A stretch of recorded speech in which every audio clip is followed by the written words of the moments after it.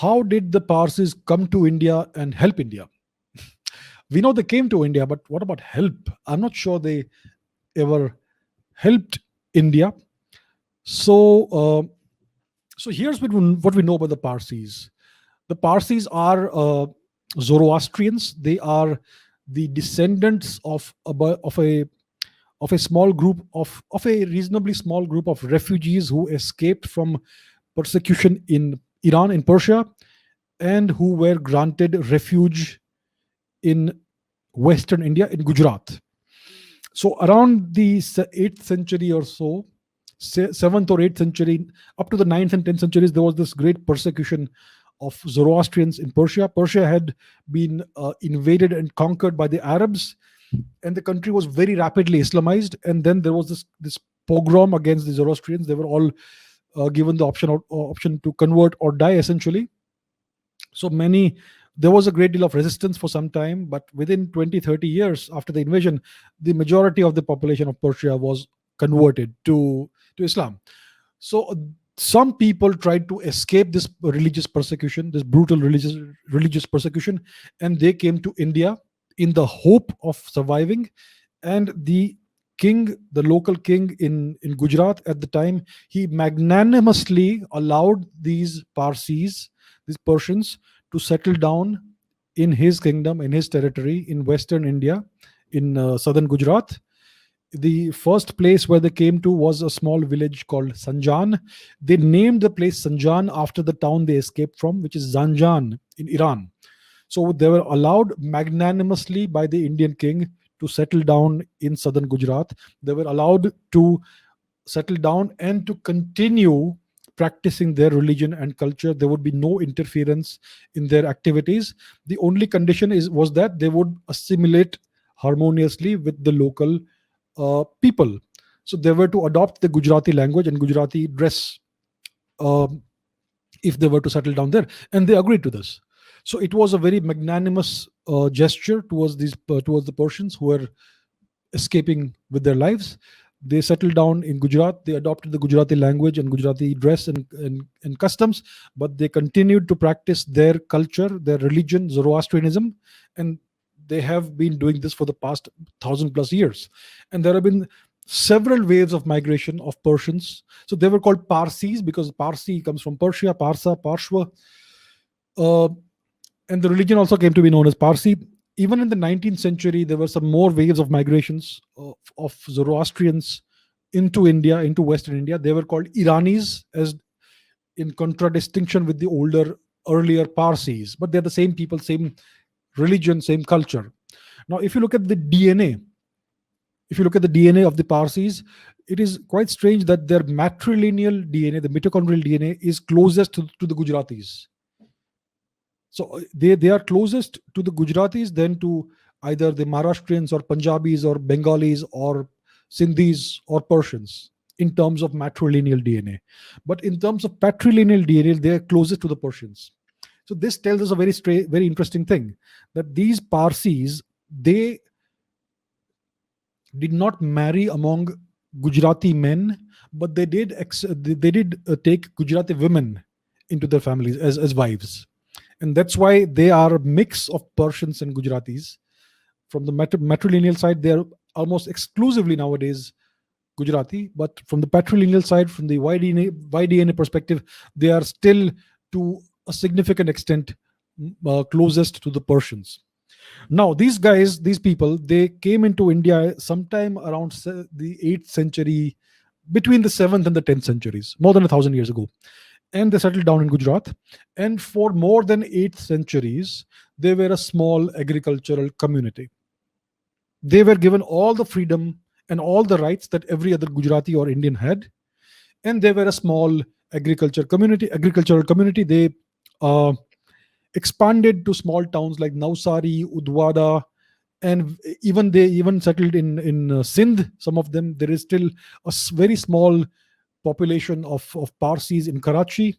I wonder what the condition is, but they are still there, and so on. Because at the time, even Karachi was a Gujarati speaking, to a large extent, a Gujarati speaking city. So it was all along the same coast, and that's where they settled down. For about 800 years, they were a small quiet, sedentary, agricultural community. Now, the strange thing is this: when the British occupied India and when they took over Western India, they identified the Parsees as a community to uplift. So the British, they practiced this policy of divide and rule. They're it is this is what they have practiced worldwide. They take a community, they take a society, and they create artificial divisions in the society. They play sides. They take one community, uplift it, and oppress everybody else. So they chose to uplift the Parsees. They singled out the Parsees for special treatment. And what they did was that they bestowed favors upon the Parsees. They allowed the Parsees to become closer to them as their servants and chauffeurs and bankers and all that.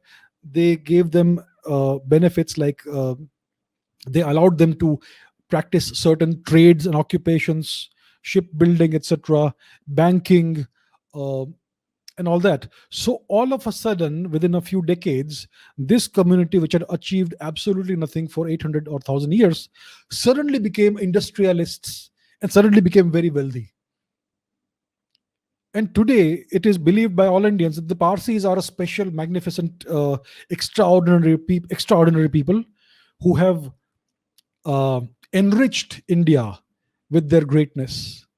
The fact is that they were given special treatment by the British at the expense of everybody else in India, and it is because of the British largesse that the Parsis have become so rich. And all of the wealth the Parsis have accumulated is actually the wealth that was stolen from Indians and by the British, and it was given over to the Parsis. And let me share something with you. Uh, so the Parsis essentially owe everything that they have to British munificence. So let me give you an example of this. So this is a gentleman called Kawasji Jahangir Ready Money. Look at his surname, Ready Money. So this guy was a Parsi community leader, philanthropist, and industrialist of Bombay, India. Okay, he was born into a wealthy family, Parsi family, who were all benefiting from generations of British largesse and generosity. And he was called Ready Money, which he by the British because he was always generous in giving money, donating money to the British causes. And he actually took that as his surname, Ready Money.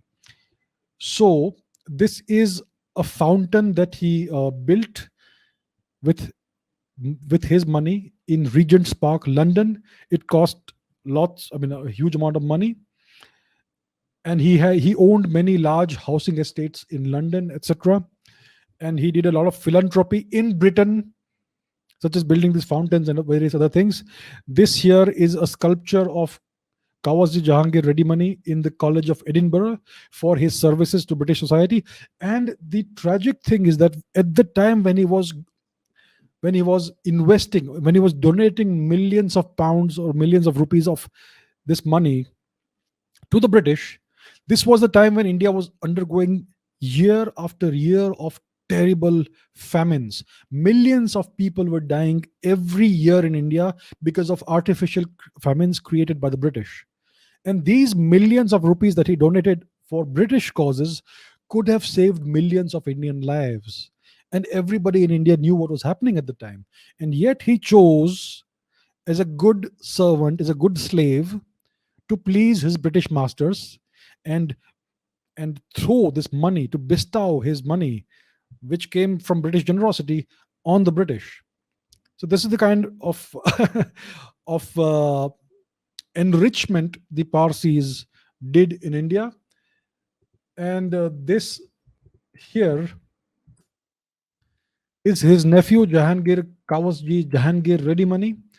He was another prominent member of this family. He was the nephew of the previous guy I showed, and he was created a baronet in the United Kingdom. A baronet is a rank in the British aristocracy. So these ranks are given for services to the British Empire, and the service was to basically enrich and empower the British Empire. So the fact is that all of this money that the Parsis enjoy today is entirely a consequence of the British generosity towards them.